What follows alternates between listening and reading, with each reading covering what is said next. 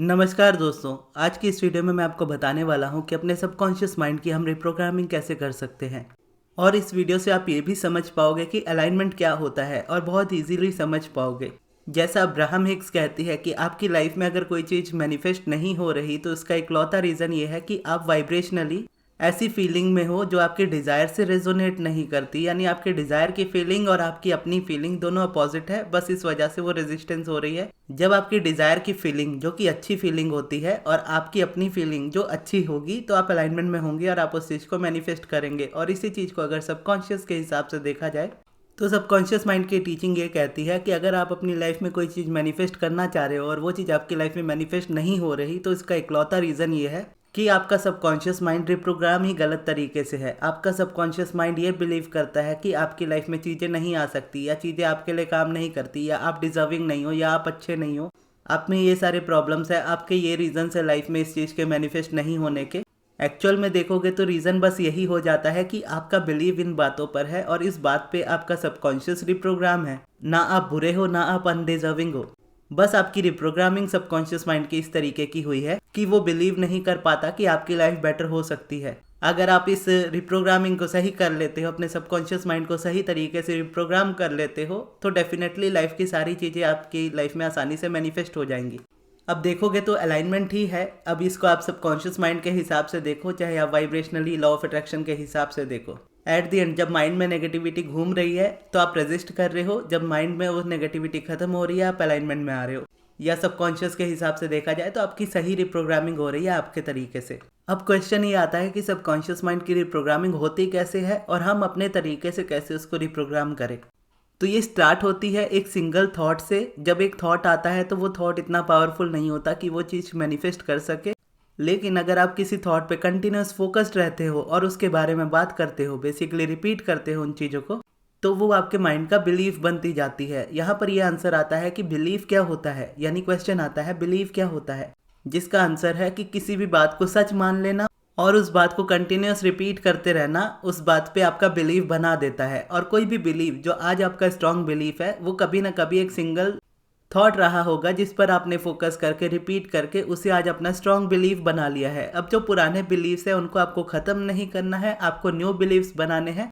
आप new beliefs बनाओगे, पुराने ऑटोमेटिकली ब्रेक होते चले जाएंगे, क्योंकि उस पर आपका ध्यान नहीं रहेगा तो वो उतने इंपॉर्टेंट नहीं रहेंगे। जैसे ध्यान देने से, रिपीट करने से हम उस चीज़ को ग्रो कर लेते हैं, उसी तरीके से ध्यान हटाने से और रिपीटेशन से दूर जाने पे हम उस चीज़ को स्लो डाउन या ख़त्म भी कर देते हैं।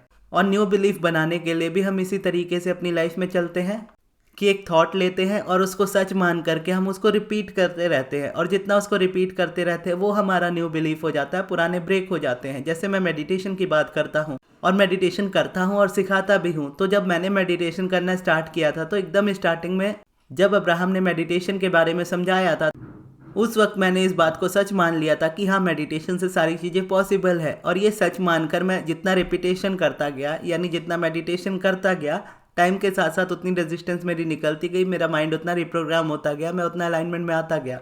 फिर जब ग्रैटिट्यूड वॉक भी करना स्टार्ट किया तो मन ने ये बिलीव किया कि हाँ, ग्रैटिट्यूड वॉक करने से चेंज आ सकता है। और जैसे उस चीज़ को मैंने सच माना और उसके बाद उसका रेपिटेशन कंटिन्यू करना स्टार्ट किया, डेली बेसिस पे मैंने ग्रैटिट्यूड वॉक करना स्टार्ट किया, तो उसके चेंजेस भी मेरी लाइफ में मुझे नज़र आने लगे। फिर उसके बाद जब मैंने पॉजिटिव एस्पेक्ट्स लिखना स्टार्ट किया तो उस बात को भी इसी तरीके से सच माना जैसे अब्राहम ने सिखाया था कि अगर आप इस तरीके से करते हो तो आप अपनी लाइफ में जो चाहे वो मैनिफेस्ट कर सकते हो। तो उस बात को भी सच मानकर मैंने डेली लिखना स्टार्ट किया और जितना लिखता गया मेरी लाइफ में मनी उतना आता गया, और आज भी आ रहा है। या जैसे सब्लिमिनल है, सब्लिमिनल को मैं कहता हूँ कि सबकॉन्शियस रिप्रोग्रामिंग के लिए वो सबसे बेस्ट होते हैं, क्योंकि एफर्मेशंस कई बार रेजिस्ट करते हैं, लेकिन उन्हीं एफर्मेशंस को हम सब्लिमिनल में हाइड कर देते हैं।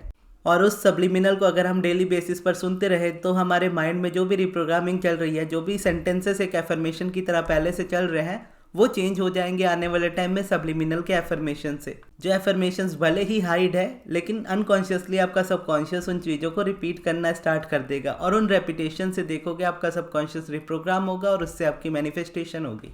इसीलिए कहते हैं कि लॉ ऑफ अट्रैक्शन कोई मैजिक नहीं है, law of attraction totally logical है और इतना प्रैक्टिकल है कि दुनिया का हर एक इंसान इसको फॉलो करेगा तो उसको अमेजिंग रिजल्ट्स ही मिलेंगे, अगर वो डेफिनेटली सही तरीके से फॉलो कर रहा है तो। और एज अ रिजल्ट उसमें से जो आपको मिलेगा वो पूरी दुनिया को मैजिक लग सकता है, मिरेकल लग सकता है, लेकिन आपके लिए वो चीज़ इजीली पॉसिबल होगी। आपको पता होगा कि ये चीज़ आसानी से अचीव की जा सकती है। मिरेकल या मैजिक उसी को कहा जाता है जो कभी होता नहीं है लेकिन किसी तरीके से हो गया। लेकिन लॉ ऑफ अट्रैक्शन क्योंकि मैजिक और मिरेकल नहीं है, यहाँ तो हमेशा चीज़ें उसी तरीके से होती है जिस तरीके से आप वाइब्रेशनली अलाइंड होते हो, और जैसे जैसे आप प्रैक्टिस करते जाते हो आपकी लाइफ उतनी बेटर होती चली जाती है। और मोस्टली लोग जो लैक क्रिएट करते हैं वो रेपिटेशन में ही करते हैं। अगर कोई चीज़ स्टार्ट करते हैं बेसिकली तो सबसे पहला ये क्वेश्चन होता है कि इसको कितने दिनों तक करना है, कितनी बार एक दिन में करना है, कौन से टाइम पे करना है, कौन से टाइम पे नहीं करना है। ये चीज़ें देखोगे ना, जब ये क्वेश्चंस माइंड में होते हैं तो सबसे बड़ी रेजिस्टेंस ही यही होती है। माइंड हर वक्त चल रहा है, माइंड हर वक्त सोच रहा है, इसीलिए कोई भी टाइम नहीं होता, कोई भी हार्ड एंड फास्ट रूल नहीं होता कि आप इतने बजे इतने मिनट के लिए या इतनी चीज़ें करो। ओवरऑल एक लिमिट के लिए हम बोलते हैं कि बहुत ज़्यादा नहीं करना होता और बहुत कम भी नहीं करना होता। जैसे मेडिटेशन है तो 15 मिनट्स इनफ होते हैं डेली बेसिस पे। लेकिन आप कौन से टाइम पे मेडिटेशन करते हो वो इम्पॉर्टेंट नहीं है। स्टार्टिंग में ठीक से नहीं भी कर पाते हो कोई प्रॉब्लम नहीं है। जैसे मैंने कहा कि कम भी नहीं करना है, तो कम स्टार्टिंग में अगर कर रहे हो तो चलेगा। क्योंकि जब मैंने स्टार्ट किया था मैं 1 मिनट या 10 सेकंड ऐसे मेडिटेशन करता था, फिर धीरे धीरे 5 मिनट, 10 मिनट, 15 मिनट अभी होने लगा है। तो इस तरीके से वो चेंज आता है लाइफ में कि एटलीस्ट आपको अपने एक दिन के आधे से 1 घंटा, एटलीस्ट 15 मिनट तो आपको निकालना ही चाहिए अपने लिए। और उस जगह पे सिर्फ रेपिटेशन करने पे फोकस करना चाहिए। रेपिटेशन सिर्फ ये नहीं होता कि आप मन में एक चीज़ को बार बार बोले जा रहे हो। रेपिटेशन ये हो रहा है कि एक दिन में आपने 15 मिनट का टाइम निकाला है तो डेली आप 15 मिनट का टाइम निकाल रहे हो। अगर एक दिन में आपने आधे घंटे का या 1 घंटे का टाइम का सोचा है प्रैक्टिस के लिए, तो वो आधा से 1 घंटा आप डेली का दे रहे हो, एक दिन का नहीं दे रहे हो। यानी कई बार लोग ऐसे करते हैं ना, मेडिटेशन एक दिन में 3-4 बार कर लेंगे, फिर 2-3 दिन लगातार करेंगे, फिर उसके बाद करने की इच्छा ही नहीं होगी।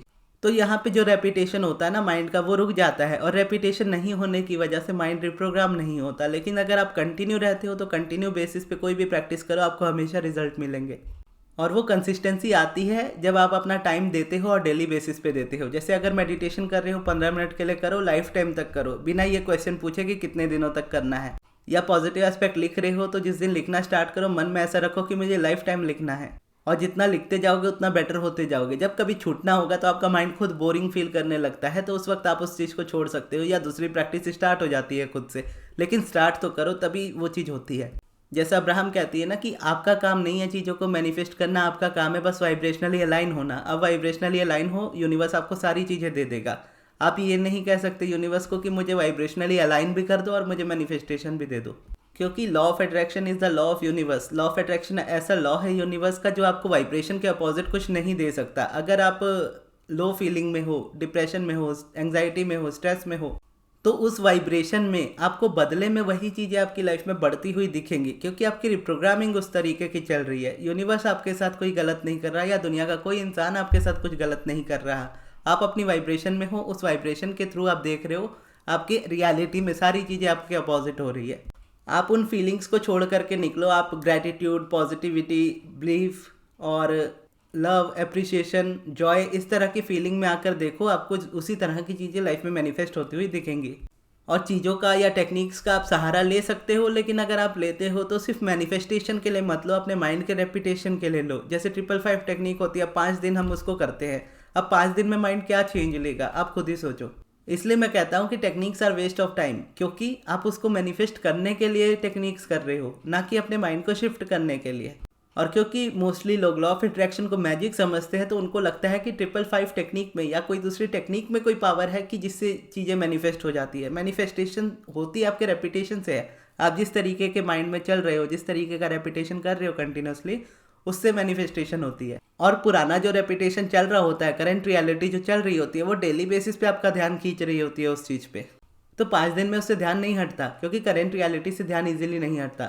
स्टार्टिंग में आपको टाइम लगता है, थोड़ा सा टाइम देना पड़ता है, लेकिन जितना आप फोकस्ड होते हो न्यू रियलिटी में, जितना आप न्यू रेपिटेशन पे फोकस करते हो, पुरानी करंट रियलिटी से ध्यान आपका ऑटोमेटिकली हटने लगता है। और जितना हटने लगता है उतना रिजल्ट्स आपको आपकी लाइफ में दिखने लगते हैं। और रिजल्ट्स भी आप बोलो डायरेक्टली नहीं दिखते, पहले इमोशंस में दिखते हैं।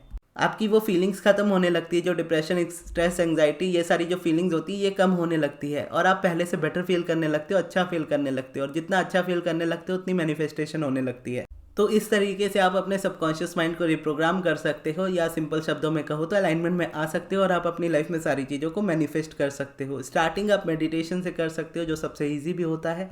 और मेडिटेशन, पॉजिटिव एस्पेक्ट्स, इन चीज़ों की वीडियोस भी आपको मेरे चैनल पर मिल जाएंगी। लेकिन अगर आप मुझसे पर्सनली सीखना चाहते हो मेडिटेशन और मैं कैसे लॉ ऑफ अट्रैक्शन को फॉलो करता हूँ वो जानना चाहते हो, तो आप मेरे मई मंथ की एलओए क्लासेस में आ सकते हो, जो 21 दिनों की क्लासेस होती है। और इन 21 दिनों में मैं आपको वो चीज़ें सिखाता हूँ जो मैं मेरी लाइफ में फॉलो करता हूँ लॉ ऑफ अट्रैक्शन में। जैसे मैं मेडिटेशन करता हूँ, पॉजिटिव एस्पेक्ट्स लिखता हूँ, पिवटिंग करता हूँ। ये 3 चीज़ों में मैंने अपने आप को एक तरीके से मास्टरी दी है। और ये जाना है कि यही 3 चीज़ें होती हैं जो एटलीस्ट आपकी लाइफ में सारी मैनिफेस्टेशंस को पूरा कर सकती है। तो अगर आप ये 3 चीज़ें सीख जाते हो, आपको दुनिया में किसी चीज़ की ज़रूरत नहीं पड़ती। लेकिन बस होता है इसी से है कि आप प्रैक्टिस कितना करते हो, आप कंटिन्यू कितना रह पाते हो। अगर आप कंटिन्यू रह पाते हो तो आप तो खुद से भी प्रैक्टिस कर सकते हो। लेकिन अगर आप कंटिन्यू नहीं रह पाते, आपको कंसिस्टेंसी की प्रॉब्लम आती है, तो आप क्लासेस ज्वाइन कर सकते हो। क्योंकि क्लासेस में मैं डेली आता हूँ और डेली मेडिटेशन कराता हूँ। और उसके साथ बाकी के जब टाइम बचता है जितना, उसमें हम क्वेश्चन आंसर्स करते हैं, जिसमें आपके जो भी डाउट्स होते हैं वो आप मुझसे पूछ सकते हो। ऐसे में क्या है, आप प्रैक्टिस भी डेली करते हो, प्लस अपने डाउट्स भी आप क्लियर करते हुए चलते हो। जो आपको मुझसे पूछना होता है आप पूछ पाते हो। और इस तरीके से अपनी जर्नी में, इस जर्नी में मैं आपको सिखा पाता हूँ कि कैसे मैं लॉ ऑफ अट्रैक्शन फॉलो करता हूँ और कैसे आप कर सकते हो। तो अगर आप ज्वाइन करना चाहते हो तो मेरे मैनेजर अमृत को आप कांटेक्ट कर सकते हो उनके व्हाट्सएप नंबर पे। उनका व्हाट्सएप नंबर मैं आपको कमेंट बॉक्स में दे दूंगा। और क्लासेस ज्वाइन करने से पहले मैं आपको बोलूँगा कि आप अनाउंसमेंट वाली वीडियो भी ज़रूर देख लीजिएगा, जिसमें मैंने क्लासेस की बाकी डिटेल्स के बारे में बताया है। वो भी आपको कमेंट बॉक्स में मिल जाएगी। और ये वीडियो आपको कैसी लगी कमेंट बॉक्स में ज़रूर बताइएगा। और इस वीडियो को यहाँ तक देखने के लिए बहुत बहुत धन्यवाद।